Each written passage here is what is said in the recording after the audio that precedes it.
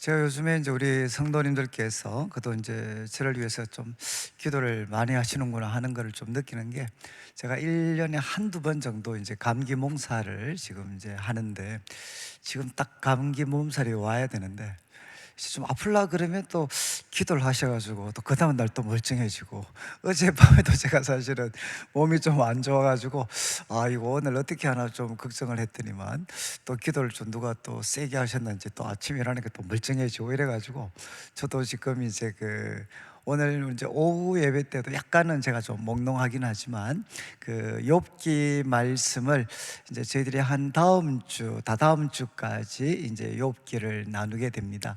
이제 욥기는 제가 상식으로 이제 욥기 1장과 이제 2장에서는 이제 욥과 사탄과 하나님 사이의 대화를 통해서 이제 가장 복받은 사람이었던 욥, 이제 욥이 한순간에 이제 가장 밑바닥으로 추락하게 되는 내용들을 우리 이제 1장과 2장에서 이렇게 살폈습니다. 그러니까 욥이 바로 이런 사람이 됐죠.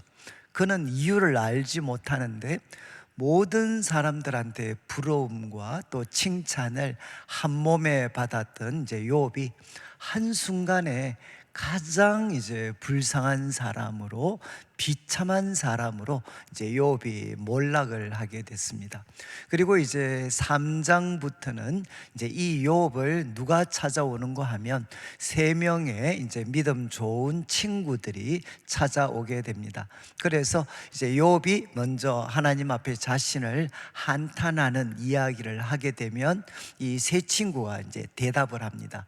그래서 욥이 한번 이야기하고, 또 친구 중에 하나가 이야기하고, 또 욥이 이야기하고, 또 친구 중에 하나가 이야기하고, 그래서 3장부터 시작을 해서 14장까지, 3장부터 시작을 해서 14장까지는 이제 첫 번째 대화입니다. 첫 번째, 욥의 세 친구가 엘리바스라는 사람이 나오고, 또 빌닷이라는 사람이 나오고, 소발이라는 사람이 나옵니다.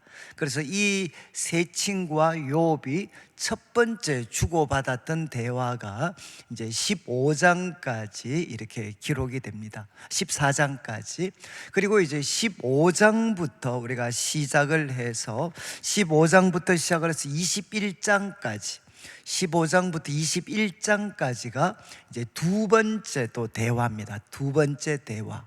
그리고 이제 22장부터 시작을 해서 31장까지, 22장부터 시작을 해서 31장까지가 세 번째 대화입니다. 세 번째 대화. 그런데 세 번째 대화에는 두 명만 등장을 합니다. 엘리바스라는 사람과 빌닷이라는 사람, 두 사람만 등장을 해서 이제 욥이 이제 엘리바스가 이야기하고 욥이 이야기하고, 또 빌닷이 이야기하고 욥이 이야기를 하는데, 더 이상 이제 세 번째 인물 소발은 등장하지 않고 욥의 이야기가 이제 26장부터 31장까지 무려 6장을 할애해서 이제 욥의 대화가, 욥의 이야기가 이제 기록이 되어져 있습니다. 그리고 이렇게 해서 욥과 세 친구의 대화는 마무리가 되고, 이제 32장부터 시작을 해서 이제 37장까지는 네 번째 인물이 등장합니다. 네 번째, 엘리후라는 네 번째 인물이 등장을 해서 무려 6장을 할애를 해가지고 이제 욥을 이제 책망하는, 욥도 책망을 하고, 또 세 명의 친구들도 엘리후가 책망을 합니다. 그래서 32장부터 37장까지는 엘리후라는 네 번째 인물의 이야기가 등장을 하고, 그리고 이제 38장부터 41장까지는 이제 누가 직접 개입을 하시느냐, 이제 하나님께서 직접 말씀을 하십니다. 하나님께서 직접 말씀을 하셔서 이제는 욥도 책망을 하고, 세 친구도 책망을 하고 엘리후도 책망하게 되는, 그래서 하나님께서 말씀하시는 내용이 41장 38장부터 41장까지 기록이 됩니다. 그리고 이제 42장은 마지막이죠. 에필로그라고 해서 이제 욥이 회개하고 하나님께서 그 회개를 받으시고 이제 욥이 회복되는 이야기로 이제 이 욥기가 마무리가 되게 됩니다. 이제 이런 식으로 욥기가 구성이 되어져 있습니다. 1장, 2장은 이제 하나님과 사단 사이의 대화를 통해서 욥에게 재난이 주어지고, 3장부터 시작해서 31장까지는 이제 욥과 세 친구의 대화, 이것이 세 번 진행이 됩니다. 그리고 이제 32장부터 37장까지는 네 번째 인물 엘리후가 등장을 하고 이야기를 하고, 마지막 38장부터 41장까지는 이제 하나님께서 말씀을 하시고, 42장은 욥이 회복되는 내용으로 이제 욥기가 구성이 되어져 있습니다. 제가 이렇게 말씀을 드리는 것은 오늘 우리가 살피는 이제 28장, 이 28장은 이제 어디에 위치를 하나, 이제 욥과 세 친구의 대화 세 번째 이제 두 번째 인물 빌닷이 욥을 책망하는 내용이 25장에 이제 이 빌닷이 세 번째 욥을 책망을 합니다. 책망. 근데 그 책망의 내용이 뭔가 하면, 야, 하나님은 하늘 위에 계시는 분이시고 그분 앞에는 가장 순결한 빛을 자랑하는 달빛도 하나님 앞에 비하면 그것은 아무것도 아니다. 그런데 이제 욥 보고 이야기하죠. 야, 너가 무엇이 잘났다고 그렇게 하나님 앞에 의롭다고 주장을 하느냐? 이렇게 이제 빌닷이 이제 욥을 책망을 하게 됩니다.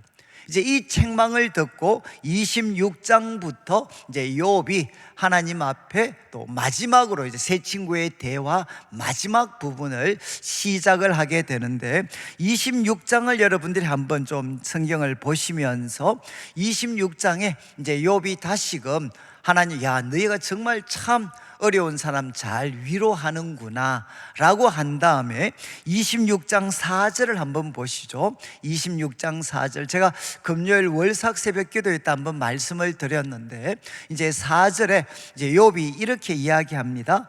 너가 누구를 향하여 말하느냐? 누구의 정신이 내게서 나왔느냐? 이게 이제 무슨 뜻인가 하면, 여러분, 세 친구는 하나님께서 가장 크고 위대한 분이시고 그분 앞에 비할 때 인간은 비길 바가 없고 그분 앞에 누구도 의로운 자가 없다라고 이제 이야기를 했습니다. 그런데 이 욥의 친구들이 가지고 있는 진리, 지식, 이 지식이 도대체 누구를 향하여 말하느냐, 이렇게 욥이 질문을 던집니다. 이게 무슨 말인가 하면, 지금 친구들은 하나님에 대해서 바른 지식을 갖고 있죠. 그런데 어디에서 실패를 하느냐? 여러분, 욥의 세 친구들이 욥한테 이런 이야기 합니다. 하나님은 하늘에 계시고 그분 앞에 비하면 달빛도 아무것도 아니고 인간은 의롭지 않아. 이렇게 욥에게 이야기할 때 결국 그들의 결론이 뭐죠? 야, 욥, 너 잘난 척하면 안 돼. 바로 이게 그들이 가지고 있는 지식을 적용해서 욥에게 하고 싶었던 이야기입니다. 너 잘난 척하면 안 돼. 하나님은 하늘에 계시고 그리고 또 그분 앞에서는 누구도 의롭다 할 수 없는데 그렇게 큰 소리 치면 안 돼. 그런데 욥이 반문을 하죠. 너희들이 하나님에 대해서 가지고 있는 지식 도대체 누구를 향하여 말하느냐? 다른 말로 하면, 야, 그 지식은 남한테 남을 비난하라고 주신 게 아니고 너 자신을 고치라고 주신 거야. 여러분, 하나님 앞에 달빛도 빛을 잃을 만큼 의로우시다면, 여러분, 그 의로우신 하나님 앞에 욥만 죄인입니까? 욥만 죄인이 아니라 이 이야기를 하고 있는 세 명의 친구들도 바로 죄인이죠. 그렇다면 이 지식을 갖고 있다면, 이 진리에 대한 지식을 갖고 있다면 누구를 향해야 되느냐? 남을 향하기 전에 먼저 너 자신을 향해야 된다는 겁니다. 이게 이제 욥이 세 친구에 대해서 반박을 하는 겁니다. 그리고 이어지는 결국 그 26장 후반부의 내용은 뭔가 하면, 야, 너희들 무덤, 죽은 자들이 거하는 곳 하나님 앞에는 다 피할 수 없어. 그리고 하늘, 그리고 바다 깊은 곳도 하나님 앞에 피할 수 없어. 여러분, 죽은 자가 머무는 곳, 그리고 하늘, 그리고 바다, 공통점이 무엇이냐? 사람의 손이 미쳐지지 않는 곳입니다. 사람의 발이 미쳐지지 않는 곳이죠. 그곳에 대해서는 사람들이 알지 못합니다. 지금 욥이 이야기를 하는 거죠. 야, 우리의 발걸음이 닿지 않고 우리가 모르는 하늘과 그리고 죽음의 세계, 바다의 세계, 우리는 모르지만 하나님은 알고 계셔. 그러면서 이제 26장 마지막을 한번 보시죠. 26장 14절을 한번 보시면, 보라, 이런 것들은 그의 행사의 단편일 뿐이요, 우리가 그에게서 들은 것도 속삭이는 소리일 뿐이다. 이게 무슨 뜻이죠? 지금 욥이 그들에게 이야기하는 건, 내가 지금 앞에서 하나님은 죽음의 세계, 소울도 다스리시고, 그리고 하늘, 우리의 눈이 미치지 못하는 하늘도 그분은 다스리시고, 바다 깊은 곳도 다스리시는데, 여러분, 내가 지금 이야기하는 이것도 우리는 아무것도 모르는데, 이것도 하나님이 행하시는 일에 단편에 불과하다. 단편에 불과하다. 그리고 우리가 하나님의 소리를 들었다고 이야기하는데, 이거는 하나님의 속삭이는 소리에 불과하다. 이게 무슨 뜻이겠습니까? 우리가 하나님에 대해서 안다고 이야기하는 것, 하나님에 대해서 들었다고 이야기하는 것은 그분의 위대하심에 비춰보면 너무나도 지극히 작은 것이라는 거죠. 그래서 우리가 지금 하나님에 대해서 알고 있다는 것 가지고 그것을 모든 상황에 일반적으로 적용하는 것은 얼마나 무리가 있느냐. 너희가 아는 것은 단편이야. 너희가 들었던 소식은 속삭이는 소리에 불과해. 지금 욥에게 일어난 일은 그 세 친구 입장에서는 한 번도 경험해 보지 못했던 일입니다. 여러분, 이런 일을 대할 때 그들이 가지고 있는 단편적인 지식을 가지고 함부로 판단하려고 하지 말고, 우리들의 이성, 우리들의 생각을 초월해서 행하시는 하나님 앞에 두려움으로 그 일들을 한번 생각을 해야 된다는 거죠. 자, 이제 욥은 친구들한테 두 가지를 이야기했습니다. 야, 너희들이 가지고 있는 하나님에 대한 지식, 그거 남에게 적용시키기 전에 먼저 너 자신한테 적용을 시키는 거야.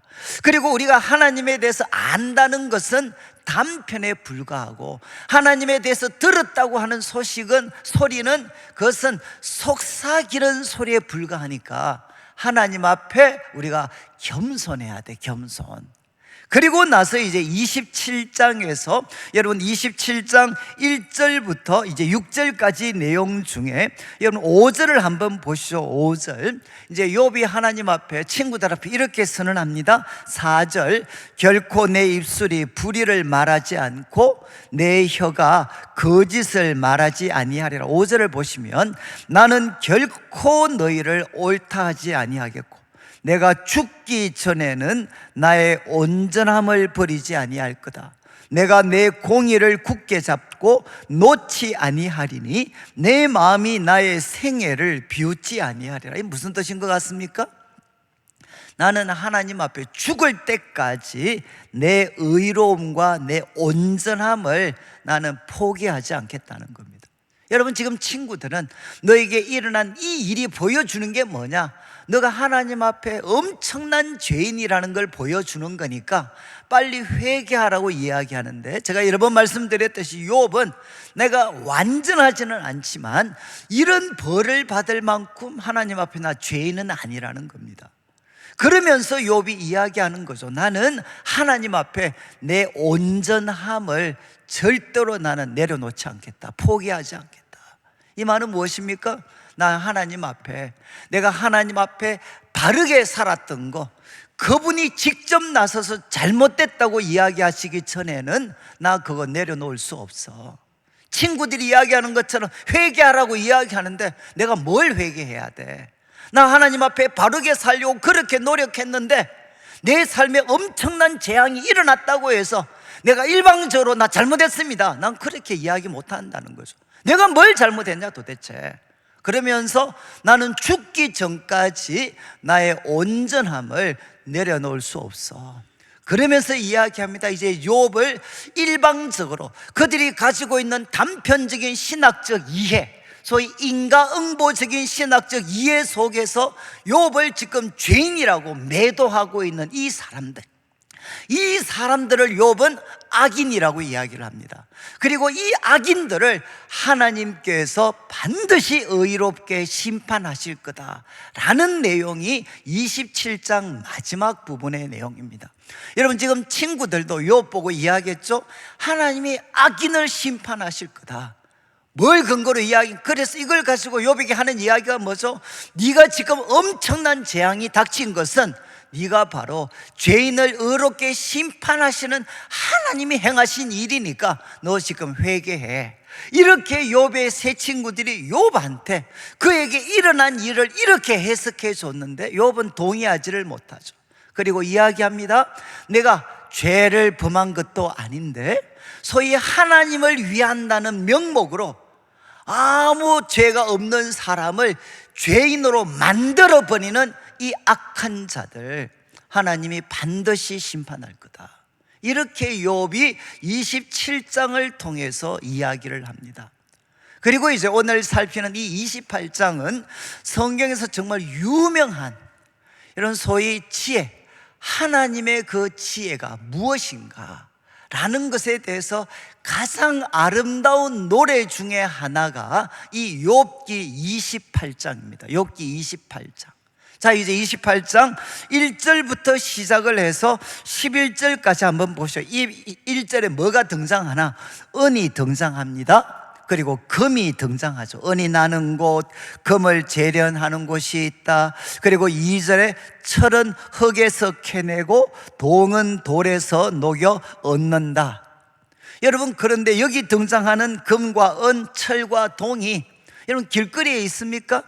다 깊은 산 속에, 깊은 돌 밑에 그것들은 다 숨겨져 있습니다. 혹시 여러분 그 가축들 중에, 짐승들 중에 그 땅 깊은 곳에 있는 금과 은, 철과 동을 캐내는 그런 동물이 있습니까?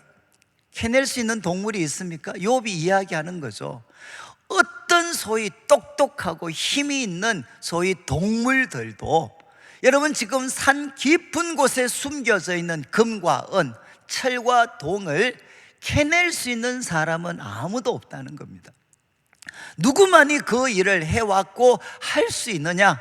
사람만이 할 수 있다는 거죠. 여러분, 그 깊은 흙 그리고 깊은 산과 그 바위 밑에 숨어있는 그 금과 은, 철과 동을 캐내는 것을 우리는 무엇이라고 이야기할 수 있느냐? 지혜라고 이야기를 할 수 있습니다. 여러분, 누가 이 감추어져 있는 금과 은, 보석들을 여러분 찾아낼 수 있는가? 인간이 그것을 할 수 있다는 거죠. 그리고 그런 인간을 사람들은 지혜롭다고 이야기를 합니다. 1절부터 시작을 해서 결국 11절까지 내용은 그 깊은 바위, 반석, 그리고 때로는 돌과 섞여져 있고 그 안에 막 혼합되어져 있는, 그리고 그런 것을 캐내려면 너무나도 위험한 그런 길들을 만들어내야 되는, 이 모든 것들을 감수하고 마침내 숨어있는 검은 보석을 캐내는 거, 그 누가 했느냐? 사람들이 그 일을 했다는 것입니다. 이 사람들이 이만큼 위대하다는 거죠. 그리고 하나님은 사람에게 이렇게 탁월한 그런 지혜와 지식을 주셨습니다. 그리고 나서 12절부터 이제 욥이 질문을 던집니다. 12절을 보시죠.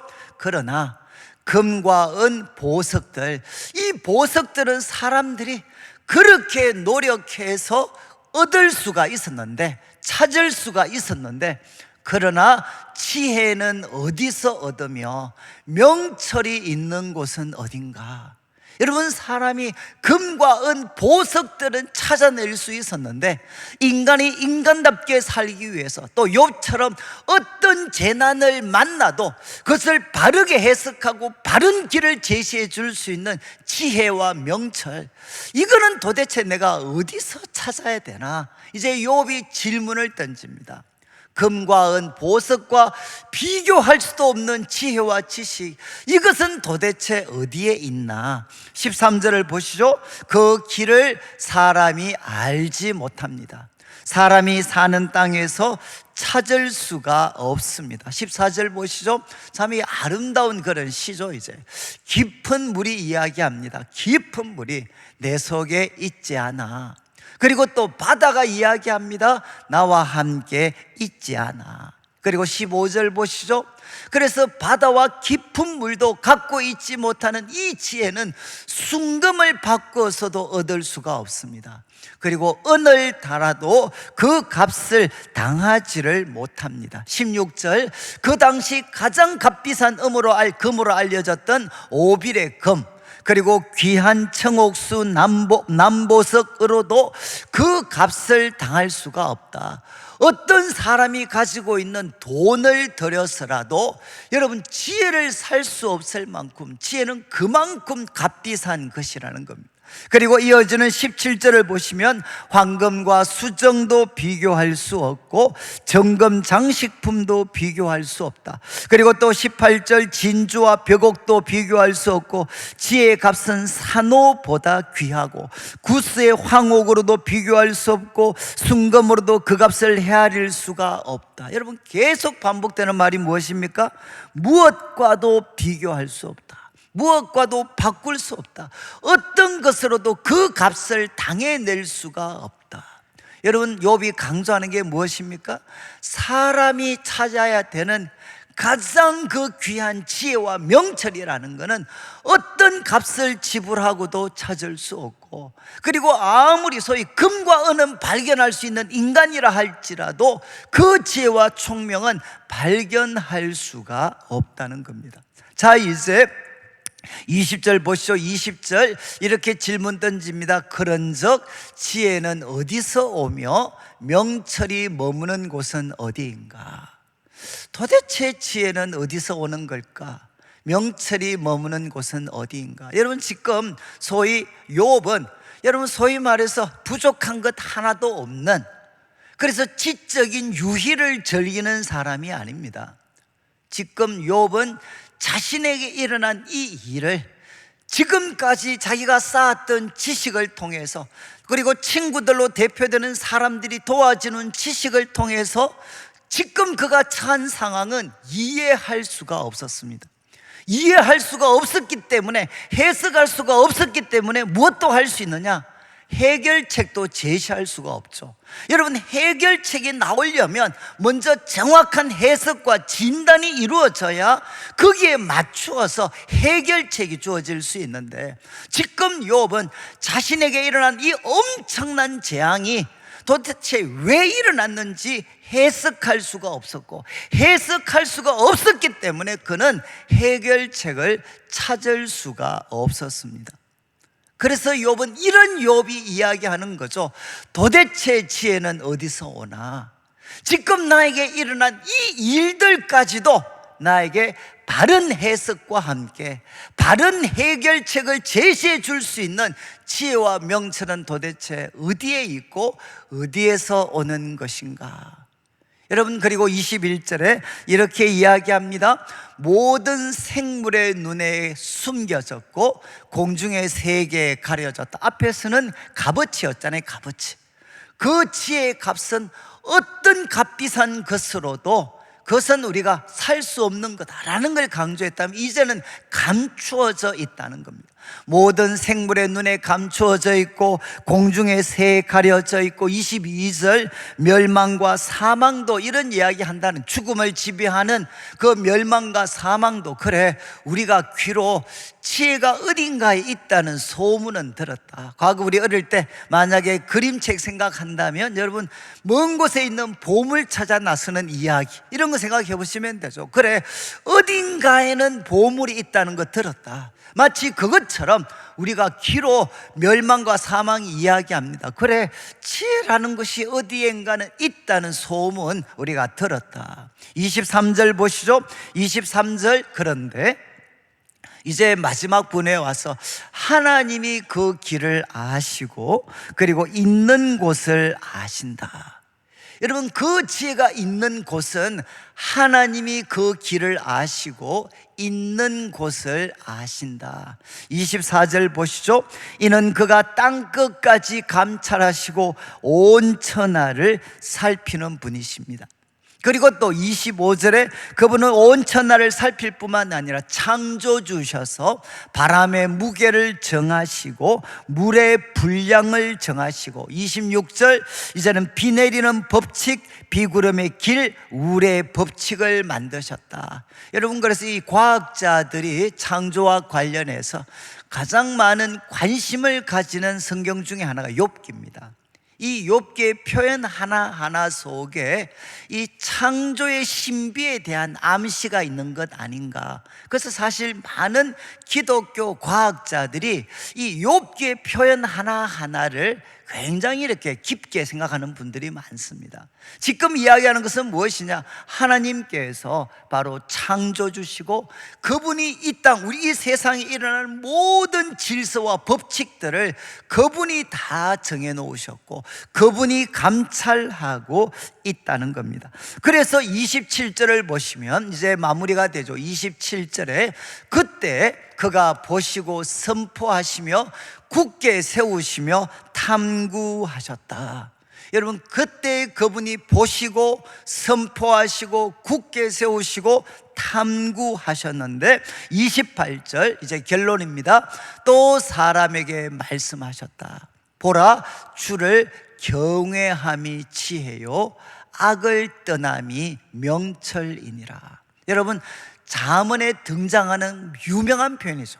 주를 경외함이 지혜요 악을 떠남이 명철이다. 이 잠언에 그대로 등장하는 말씀입니다. 그런데 이제 이 말씀, 욥이 그 절망적인 재앙 속에서도 하나님으로부터 바른 해석 그리고 바른 해결책을 찾아 몸부림쳤던 그가 결국 내리는 결론이 무엇이냐? 우리가 그토록 찾아 나서는 그 가장 귀한 지혜와 명철은 어디에 있느냐? 주를 경외함이 지혜요 악을 떠남이 명철이다. 이 말씀 속에는 무엇이 담겨져 있습니까? 욥은 내가 어떤 상황 속에 놓여지더라도 이 지혜의 길, 이 명철의 길을 나는 포기하지 않겠다는 겁니다. 나는 어떤 상황 속에서도 남이 뭐라고 이야기한들 나는 주를 경외함이 지혜고 악을 떠나는 것이 명철이니까 나는 이 길을 포기하지 않겠다. 이렇게 욥은 선언을 하게 됩니다.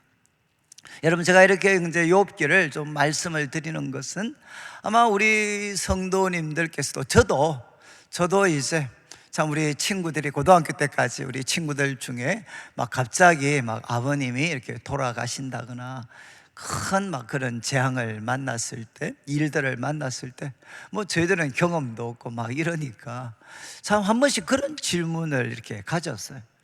참 저렇게 교회 생활 열심히 하셨던 분이 이렇게 갑자기 저렇게 젊은 날에 죽음을 맞이하시나. 그러면서 제 마음에 이런 질문을 정말 가졌던 적이 있습니다. 저분이 우리가 몰래 큰 죄를 범하셨나, 이런 어떤 생각을 어린 마음에 제가 가졌던 순간이 있었어요. 그래 여러분, 우리들 주위에 참 열심히 신앙생활하는 것 같은데 큰 실패를 경험하는 그런 분들, 또 우리가 그런 일들을 경험할 때 누구도 예외 없이 야, 저분이 저런 심판을 받을 만한 숨겨놓은 죄가 있는 것 아닌가, 이런 식의 생각들을 우리는 참 오랫동안 해왔습니다. 그래서 제가 말씀을 드렸던 것처럼 교회 속에서 갑작스런 재앙을 이 욥과 뭐 욥만큼은 아니더라도 갑작스런 삶에 큰 재앙을 만난 사람들이 여러분 교회 속에 와서 정말 신앙이 훌륭한 분들과 대화를 나누었을 때, 여러분 정말 적지 않은 분들, 대다수의 분들이 여러분, 바로 그 대화를 통해서 그들의 삶의 빛을 발견하기보다는 욥이 세 친구를 통해서 받았던 더 깊은 상처, 분노를 갖게 되는 이런 경우들을 저는 참 많이 목격을 했습니다. 그래서 제가 이 욥기를 이렇게 공부할 때, 제가 한 번씩 말씀드렸지만 난지도라는 곳에 있을 때 제가 그때 이제 이 욥기를 한번 보게 됐거든요. 여러분, 저는 난지도를 들어가기 전까지 난지도는 누구라고 생각을 했는데, 누가 산다고 생각했느냐, 이 시대 좀 표현이 그렇습니다. 이 시대에 논팽이들이 거기 있는 줄 알았어요. 이해하시겠습니까? 소위 말해서 주색 잡기에 능하고 일하기 싫어하고 악당들이 모여 사는 곳이, 악당들이 결국 하나님께 벌을 받아서 가는 곳이 저는 난지도라고 생각을 했습니다. 그런데 이제 그곳에 가서 적지 않으면 그냥 많지는 않지만 그분들과 대화를 나눌 때, 여러분, 그분들이 난지도에 떨어지게 된 것은 여러분 그들이 잘못해서 일어났다기보다는 정말 적지 않은 분들이 시골에 계시고 뭐 부족한 거 없이 그냥 살고 계시는데 서울에 갔던 그런 가까운 친척들이 와서 지금 조금 어려우니까 여기에 한번 도장만 한번 찍어주면 좋겠다, 사인만 한번 해주면 좋겠다, 이게 이제 보증과 관계되는 거였죠. 그래서 가까운 친척들이 또 부탁을 하니까 이 착한 분들이 그래서 이거 다 해결해 주겠다고 약속을 했으니까 그렇게 사인해 줬는데, 나중에 이분들이 잠적하고 사라지셔가지고 그때 보증선거 다 뒤집어 쓰고 결국은 정말 조상적부터 물려받았던 거 다 날리고 이제는 남은 거는 몸뚱아리밖에 없어가지고 몸뚱아리 가진 사람들이 마지막 가서 살아남을 수 있는 곳이 그때는 난지도였습니다. 쓰레기를 이제 스스로 분리수거해서 돈을 벌었던 사람들, 그래서 그 사람들이 난지도에 흘러 들어왔어요. 제가 난지도에서 만났던 많은 분들은 소위 논팽이가 아니었습니다. 악당들이 아니었어요. 정말 어떻게 보면 가장 순박하고 착했던 사람들이, 좀 과하게 표현하면 사기꾼 같은 그런 어떤 형제 자매들 이야기, 좋은 마음으로 도와줬다가 그 난지도에 떨어졌던 사람들이 정말 많이 있었습니다. 그리고 그들이 그곳에 떨어져서 자신의 삶이 망가지고 그 후에 아이들이 망가지는 걸 보면서 그분들은 도저히 그 어떤 고통, 눈앞에 펼쳐진 현실을 받아들일 수가 없었죠. 그래서 결국은 술을 의지하면서 결국 피토하고 죽을 때까지 술을 마시며 살아가는 사람들, 그런 분들이 난지도에 많이 계셨어요.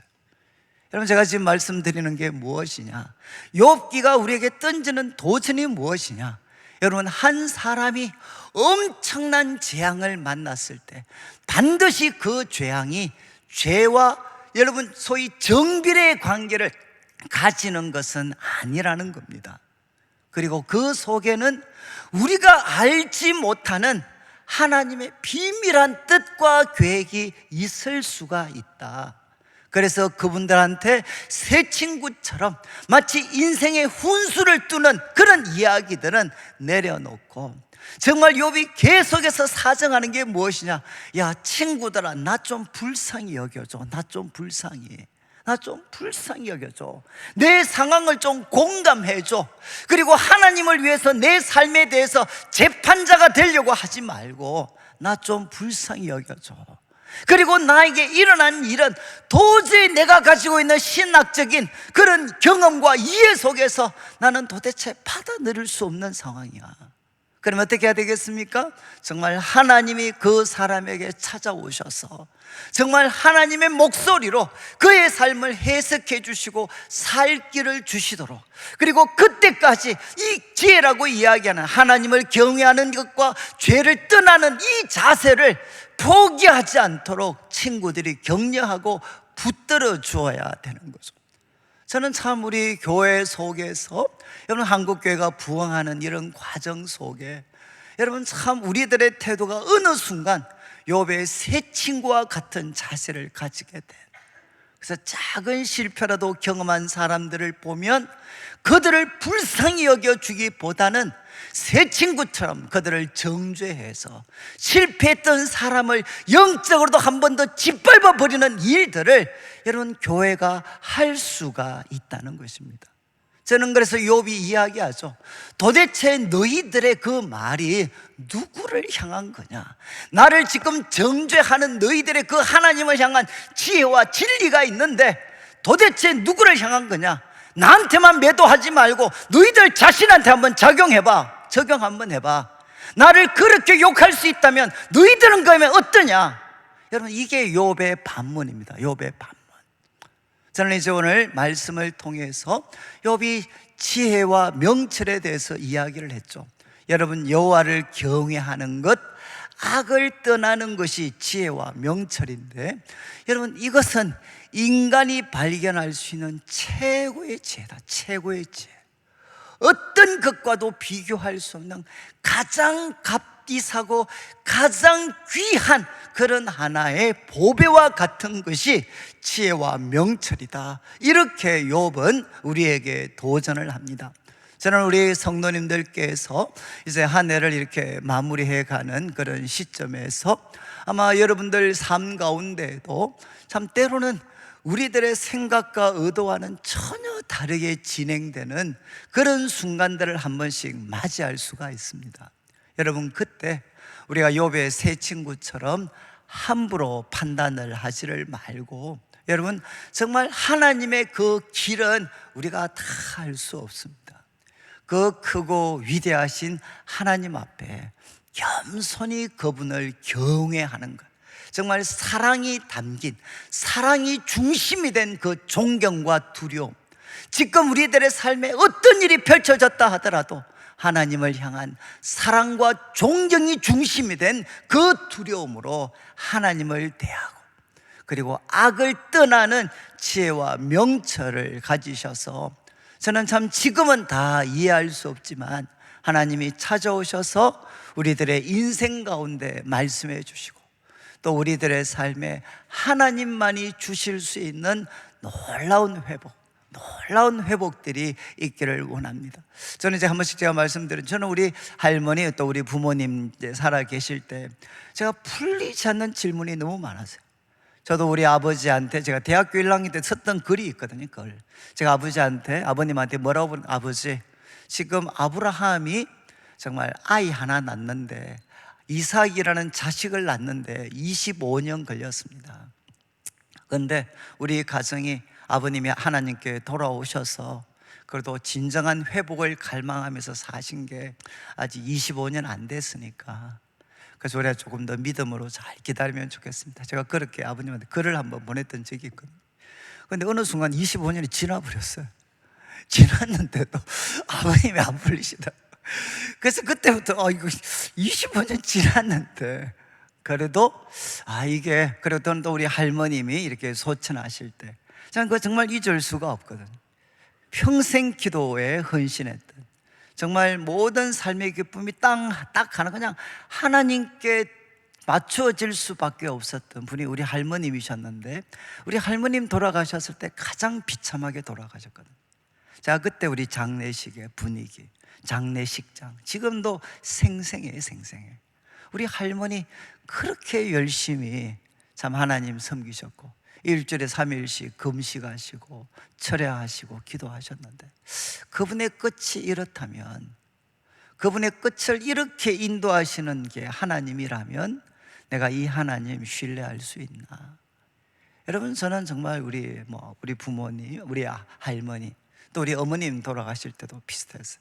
우리 어머님도 참 갑작스럽게, 이제 우리 생각보다는 좀 빨리 갑작스럽게 그렇게 하나님의 부르심을 받으셨죠. 그때도 똑같은 질문, 이렇게 끝나는 건가? 그리고 이렇게 끝나게 하는, 결국 하나님은 무기력한 분이신가? 이런 어떤 그 질문들이 끝없이 제 삶 속에 이렇게 있었고, 그러면서 도대체 이것이 어떻게 마무리가 될까? 그리고 내가 하나님을 향해 가지는 이 질문이 도대체 어떤 답으로 나에게 돌아올 것인가? 그러면서 저한테는 정말 믿음은, 저한테 믿는다는 것은 그냥 소위 인내하는 거였어요. 그냥 인내하는 것. 도대체 정말 이게 답이 있는 건가? 이 질문을 저는 항상 던지면서 근데 이제 우리 어머님 소천하신 지도 이제는 10년이 가까워지고, 우리 할머님 뭐 소천하신 지는 이제 95년도 한 30년 정도가 이제 되어 가죠.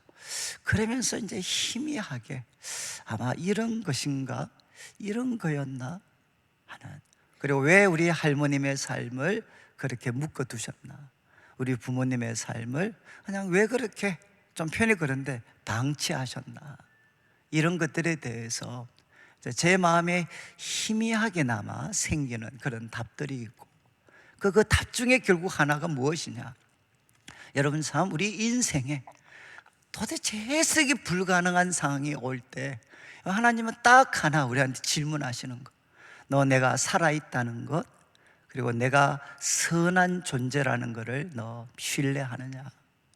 네 삶이 이렇게 망가지는 일이 있다 할지라도 너는 내가 선한 하나님이라는 것을 신뢰하느냐. 저는 언제나 마지막은 여기였어요. 너 내가 선하다고 너 나 인정하니? 이런 일을 경험하는데, 이런 일이 네 삶 속에 펼쳐지는데도 정말 너 내가 선한 존재 같니? 그리고 너 삶을 선하게 인도할 거라고 너 믿냐? 언제나 하나님이 던지셨던 마지막 질문이셨어요. 그래서 제가 하나님께 드려왔던 답은 이거죠. 하나님, 다른 거는 모르지만 그러나 성경이 결국 이야기하는 것은 하나님은 선하신 분이십니다. 여러분, 이것을 인정하는 게 무엇이냐? 여호와를 경외하는 것이고, 이것을 인정하는 게 악을 떠나는 지혜와 명철입니다. 저는 우리 성도님들께서 이제 한 시간, 한 15분 정도 시간이 주어져 있는데, 그래서 저는 우리 성도들에게 함부로 신앙적인 답을 저는 잘 제시를 못합니다. 이것이 답이라고 저는 함부로 이야기할 수 없어요. 왜? 답이라고 이야기했는데 2, 3년만 지나면 그 답이 소위 비수처럼 바뀌어서 그분들의 삶을 더 힘들게 하는 것으로 바뀌어지는 것들도 제가 많이 봤고, 저는 그래서 함부로 답을 저는 잘 이야기를 못합니다.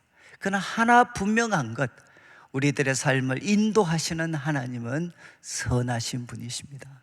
그분을 경외하는, 그래서 악을 떠나는 지혜와 명철의 사람으로 살아가시기를 주님의 이름으로 축원합니다.